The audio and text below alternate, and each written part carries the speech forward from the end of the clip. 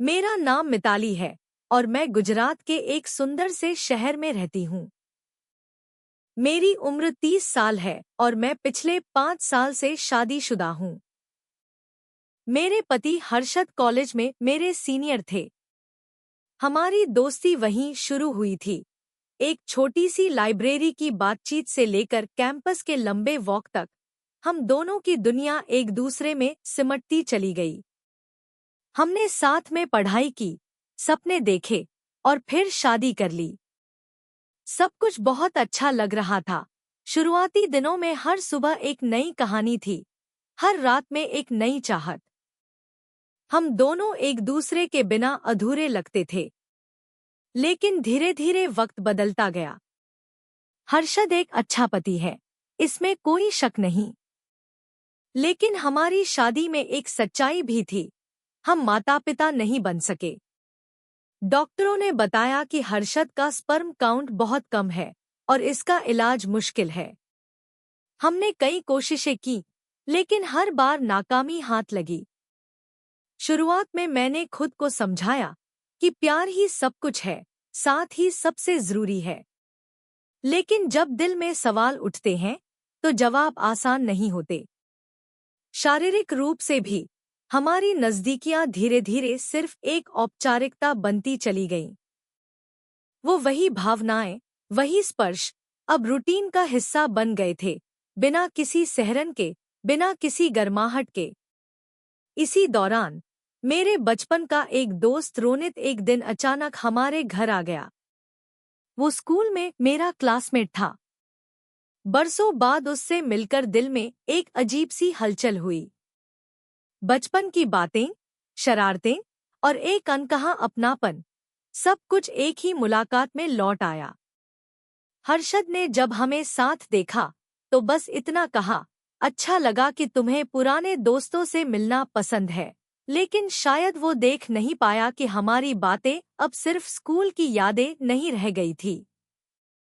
हम अक्सर मिलने लगे और हर मुलाकात के बाद मुझे लगता था जैसे मैं फिर से जी रही हूँ। रोनित के साथ समय बिताना अलग था। वो मेरी बातों को सुनता था, मेरी आंखों को पढ़ लेता था।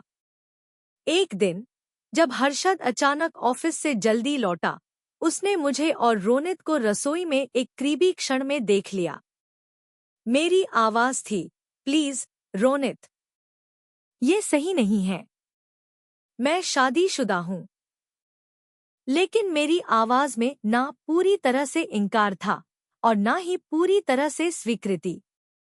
हर्षद चुपचाप वापस चला गया। उस शाम कुछ नहीं कहा, लेकिन उसकी चुप्पी ने बहुत कुछ कह दिया।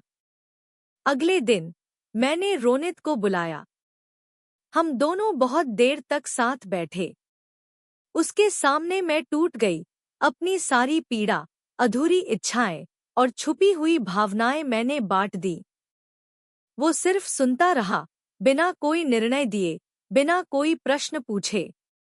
और फिर उस रात हमने एक दूसरे को खुद में समा लिया।